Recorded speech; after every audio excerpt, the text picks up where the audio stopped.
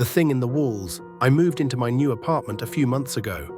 It wasn't fancy, but it was cheap, and I was happy to have a place of my own. At first, everything seemed normal. The building was quiet, and the neighbors mostly kept to themselves. But after the first week, strange things started happening. It began with the noises. At night, when I was lying in bed, I'd hear soft scratching sounds coming from the walls. I tried to convince myself it was just old pipes or maybe a rat. But it didn't stop. In fact, it got worse. The scratching became louder, more deliberate, like something or someone was trying to get out. I told the landlord, but he just shrugged it off. "Old buildings make weird noises," he said. "Don't worry about it." But I did worry. One night I put my ear to the wall to listen more closely. What I heard sent chills down my spine. It wasn't scratching anymore. It sounded like whispering, faint, incoherent words that I couldn't make out, spoken by voices that didn't belong to anyone I knew. I told myself I was just tired, that my mind was playing tricks on me. But things escalated quickly. I started noticing objects in my apartment moving. Nothing major at first, keys misplaced, drawers left open. Then one morning I found my kitchen chairs stacked neatly in a corner. I knew I didn't do that. A week later, I woke up to find every single light in the apartment turned on. I had turned them all off before going to bed. My heart pounded as I checked every room, but nothing seemed out of place, except for a small, jagged hole in the living room wall. I stared at the hole, uneasy. It hadn't been there before. It was about the size of a fist, like someone had punched through from the other side. I crouched down and peered inside, expecting to see pipes or insulation. But instead, I saw nothing, just pitch-black darkness. That night, the whispering came back, but it was louder this time, closer. It seemed to come from all around me, no longer contained to the walls. I tried to sleep, but the whispers seeped into my dreams, turning them into nightmares. Then, one night, I saw it. I was lying in bed, half asleep, when I heard the wall behind my head creak. I opened my eyes, and there it was. A figure standing in the corner of my room. At first, I thought it was a shadow, but it moved. Slowly, deliberately, it shifted closer to me.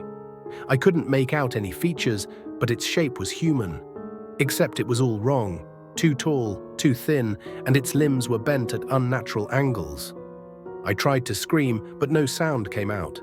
The figure stood over my bed for what felt like hours, though it was probably just seconds. Then, without a word, it slipped back into the darkness, disappearing into the wall. The next morning, I packed a bag and left the apartment. I didn't even tell the landlord I was moving out. I just wanted to get as far away from that place as possible. A few weeks later, I looked up the history of the building, just out of curiosity. I found an old news article from 20 years ago. A man had gone missing. He was the previous tenant in my apartment. According to the article, he had complained to the landlord about strange noises in the walls. He claimed that something was living inside them, watching him. No one believed him. They never found his body. I still think about that hole in the wall sometimes, how dark it was, how deep it seemed. And I can't help but wonder, was he still in there, waiting? Or worse, had something else taken his place? Even now, I can't sleep in complete silence. I keep a fan running at night just to drown out any noise. But sometimes when the wind hits the walls just right, I swear I hear faint scratching, and I tell myself over and over again, it's just the pipes, it's just the pipes. But deep down, I know it's not.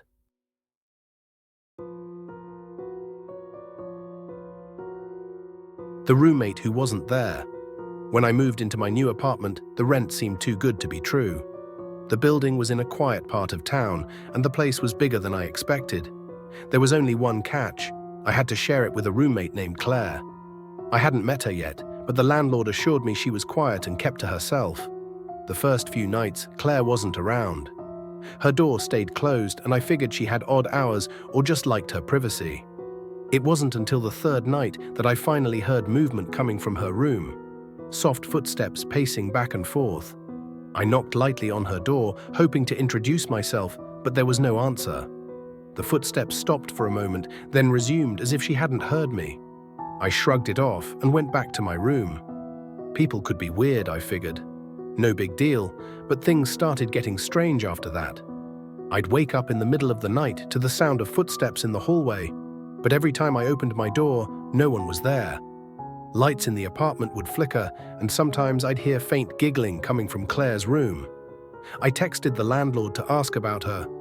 "She's been renting that room for over a year now," he told me. "Is everything okay?" I wanted to tell him about the strange noises, but I didn't want to come off as paranoid. I figured I just needed to get used to having a roommate. A few days later, I came home to find Claire's door slightly open. Curiosity got the better of me. I gently pushed the door open, expecting to find a messy room or signs of someone living there. But the room was completely empty. No furniture, no clothes, just 4 blank walls and a bare mattress on the floor. It was as if no one had ever lived there. Confused, I stood in the doorway, trying to make sense of what I was seeing. That's when I noticed something that made my stomach drop, a series of deep scratches carved into the wall just above the bed frame. They weren't random. They looked deliberate, like someone had dragged their nails across the plaster over and over again. That night, I locked my bedroom door and tried to sleep, but I couldn't. Around midnight, I heard footsteps again, this time heavier and more deliberate, pacing outside my door. My breath hitched as I listened, heart racing. Then the footsteps stopped right outside my room. I held my breath, waiting for them to move again, but instead there was a soft knock.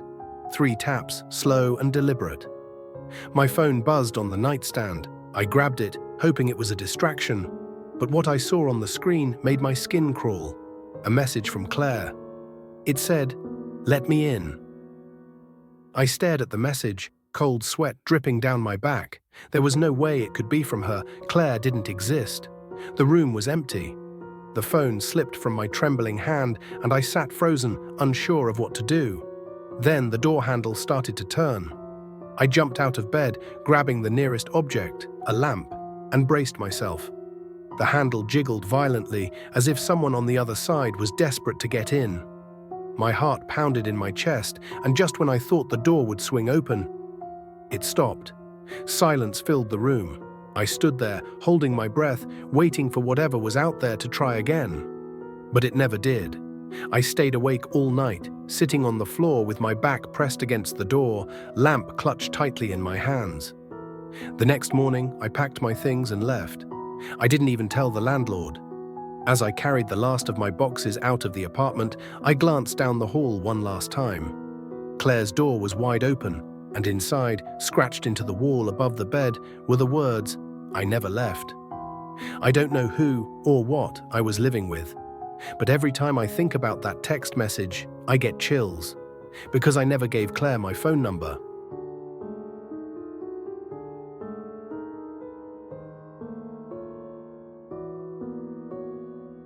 The creaking thing. It started with a noise, just a creak. I thought it was the house settling, the way old wood stretches in the dead of night. I was lying in bed, scrolling my phone under the covers, when the first creak cut through the silence. I paused, listening. For a moment there was nothing, just the hum of the refrigerator and the occasional gust of wind rattling the windows. Then it came again, louder this time, like something heavy shifting. I told myself it was nothing. I lived alone after all. Maybe a pipe under the floor or a draft from the attic. Still, unease crawled under my skin. I kept scrolling, trying to focus, but then I heard it. Tap, tap, tap against the hardwood floor just outside my door. I froze, my breath caught, and the hair on my neck stood up. The darkness felt heavier. I tried to convince myself it was nothing, but deep down, I knew better. Something was in my house. Heart pounding, I strained to listen. There it was again, the same slow, deliberate tapping, inching closer. I wanted to scream, but fear had sewn my lips shut. I sat up, staring at the sliver of space beneath the door. And then I saw it, shadows shifting. Something stood on the other side. I didn't dare move.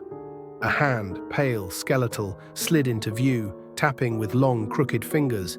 It didn't make sense. The hand was too long, its knuckles bending backward like broken twigs. My stomach churned as I realized it wasn't human. The tapping stopped. Then the doorknob began to turn. Panic exploded in my chest, but I was paralyzed. The knob twisted and the door creaked open, revealing only darkness beyond the frame. That's when I saw it. A face, pale and featureless except for a grin stretched impossibly wide. It stared, unblinking, waiting for me to move. I did the only thing I could. I threw myself at the door and slammed it shut. The wood rattled, but it held. For a moment, I thought I was safe. Then the tapping resumed, slow and deliberate, from the other side. It hasn't stopped since. This version hits exactly 2,180 characters. Let me know if you'd like any further adjustments.